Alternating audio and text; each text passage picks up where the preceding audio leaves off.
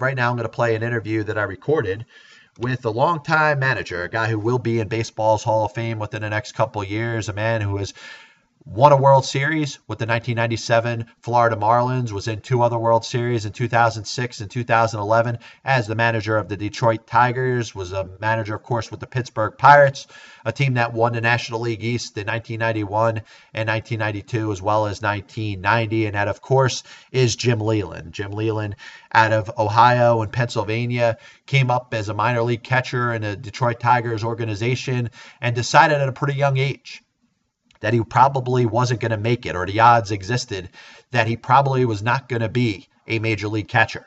Started to involve himself in coaching, ended up becoming a minor league manager for many years in the Detroit Tigers organization, then ended up through Roland Heeman and Tony La Russa, was part of the coaching staff with the Chicago White Sox in the 1980s, and of course got his managerial career started in 1986 with the Pittsburgh Pirates. He retired as a manager at the end of the 2013 season, and of course ended up in, actually right now as we speak, as a special advisor to the Detroit Tigers general manager, Al Avila. So hopefully you guys enjoyed this spot with a man, like I said, has spent many, many years in Major League Baseball and was a very good manager. He's certainly going to be part of baseball's Hall of Fame within a couple of years. Hopefully you guys enjoyed this spot with Jim Leyland. Good afternoon. This is John Pielli, and I'm happy to be joined by longtime Major League manager Jim Leyland. Jim, I appreciate you having a couple minutes today. No problem. Anytime. Hey, as far back as you can remember, if you can, talk about growing up as a kid and what got you into baseball. Like a lot of young guys, you played Little League and, you play with your buddies and you're on a team, a local top team there, just loved the game and enjoyed it very much. And, at that point in your life, obviously, you're not thinking about, career in baseball. I mean, professional career or anything. You're just more or less having fun with your buddies and playing. But, as things turned out later on, obviously, in my life, I became a professional and obviously enjoyed it very much. If you can, Jim, just describe what it was as a kid. Did you play in, you mentioned you played in Little League and rec teams and stuff like that. Was it very competitive when you played? Well, it was a little bit different, really, to be honest with you. People didn't really stress, how little it can be, and they didn't really stress the winning and everything as much. I mean, as a player, you competed and everything, but it just really wasn't that important whether you won or lost. It was, competition and camaraderie and stuff like that. And, as you got older and everything and, started to get into high school, you played against the opposing schools and stuff like that, so it became more competitive. But, at an early age like that, and I think that's the best advice anyway, let the kids play, let them enjoy it, have enough pressure later on. So, of course, it was a lot of fun. Yeah, of course. And Jim, as you ended up going through, you ended up making it with the Detroit Tigers, playing in the minor leagues. Talk a little bit about your experience there. Did you feel like it was everything that you thought it would be? Well, it was obviously very tough. I mean, I was smart enough to know, I've always had a pretty good perspective on things. I was smart enough to know after I was in my first spring training that I wasn't going to make it to the big leagues. I could see the talent that was around and the guys that you were competing against, not only from your own organization, but other organizations, top players, and you knew that you weren't in that category. So, it just became really at that point a job for me. I really enjoyed it. I loved to play. And, you always have that last hope that maybe something will happen. But I was pretty much aware that I wasn't going to make it as a player. But I was, invited to spring training. So I went back and I kept playing. I kept making a team in the minor leagues. And, eventually I was asked if I would be interested in the coaching end of it. And, the rest is pretty much history. No, of course. Now, going back to that time around 1969, 1970, who would you say was your biggest influence on you as a coach? Well, pretty much guys like Ed Catalinas and Bill LaJoy and Stubby Overmeyer, Hoot Evers. I mean, there was just a lot of guys. And there was, Frank Carswell, Wayne Blackburn. Those guys were all in the Tiger organization. They were old-timers, and they really kind of taught me the ropes, I listened a lot. And basically what I did was I listened to what they said. I liked what, whatever they said that I liked, I kind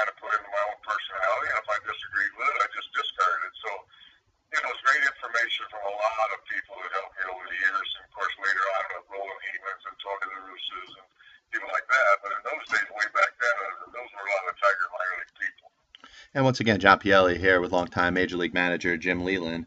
Now, who would you say, like as you ended up, going through, you got to manage a lot in the Detroit Tigers organization. Was there a turning point for you where you felt within your own mind that you were ready to be part of, let's say, even a major league coaching staff or eventually as a major league manager? And not really until 1979. I started managing in 1971, and then in 1979 I started to feel that maybe I would have an opportunity. I managed against Tony La Russa, Lee Ilya, and Jack McKeon, and Tony La Russa eventually got the job but Chicago, and a couple years later, 3 days later, I think to be exact, he took me as his third base coach. But I really never thought about it until 1979. Once I got to AAA manager, then I said, well, maybe an outside shot at a coaching job, but I certainly wasn't sure of it. But I never really still even thought about managing until later on when I got over with Tony in Chicago, and then I got a few interviews early in my coaching career in the big leagues, and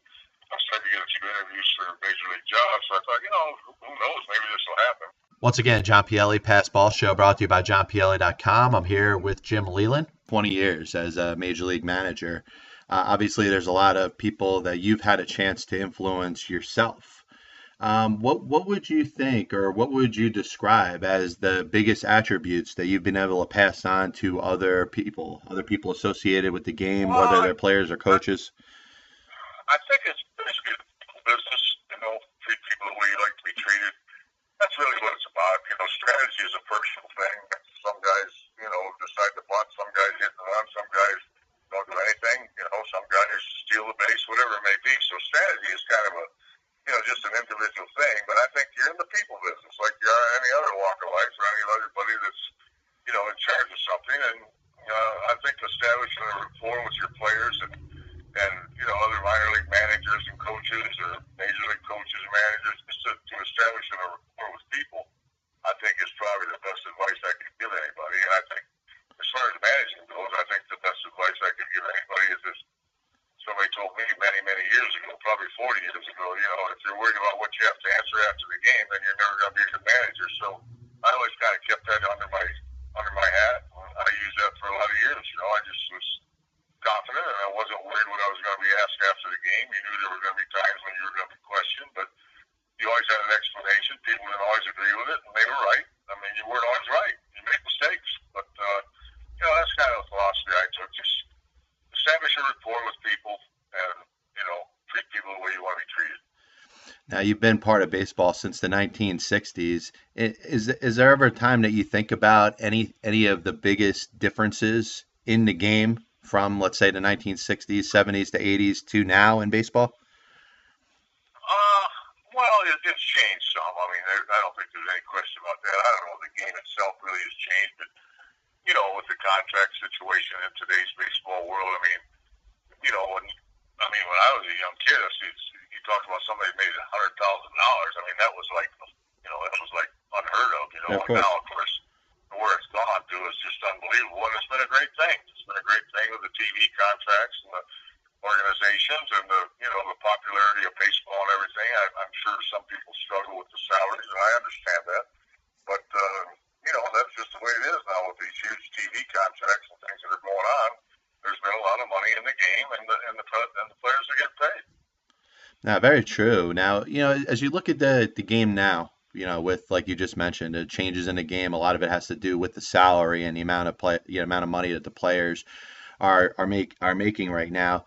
How do you feel in regards to some of the rule changes? Let's say the catcher blocking the plate, the players maybe in some cases not policing themselves in regards to incidents that happen with other teams and stuff like that, and the umpire's place in baseball.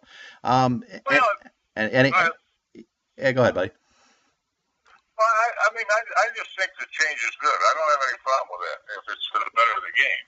You have to remember that our main objective is to entertain our customers, to have people cheering for their team, whatever team that may be, and actually cheering for the game of baseball. So, I think it's a sensitive issue because you're always going to have the people say, well, I liked it better when it was this way, or in the older days they did that. So you're always going to have some of that, But I think change is good. and you move forward. And I mean, it is 2000, almost 2016. So, there's been a lot of advancement in a lot of other areas, other walks of life. So why not baseball? So I think as long as you don't really tinker with the foundation of the game, I think it's great, and I'm all for change if it makes sense. And most importantly, I'm all for change if it makes our customers happy, because let's face it, those are the people that we're trying to please.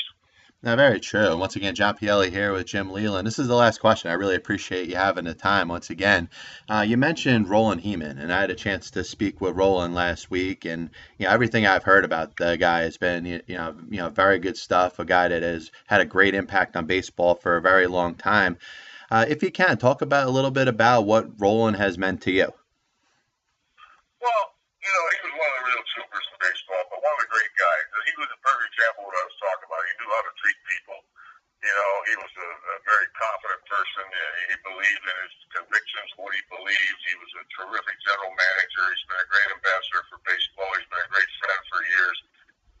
He never forgets you. I mean, he's just one of the guys. In fact, he went to the Hall of Fame, I think, a couple of years ago, received a big award, and rightfully so. So this guy's been one of the great guys in the game, and you'll never hear anybody say a bad word about Rollie Fingers. He's just a wonderful, wonderful human being. Jim, I really appreciate you having the time, and like I said, great getting a chance to catch up with you.